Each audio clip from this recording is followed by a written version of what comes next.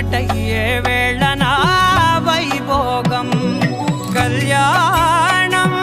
కమనీయం ఈ రెండు మనసులే రమణీయం ముడే ముళ్ళట ముడి పడుతుంటే ముచ్చట నాలుగు దిక్కుల కంట చూడ ముచ్చటైన వేడుకంట ఆ పంచభూతాల తోడుగా ప్రేమ పంచుకొనే పండగంట అరరుగల నిండుగా ఇది నూరెళ్ళ పచ్చని పంట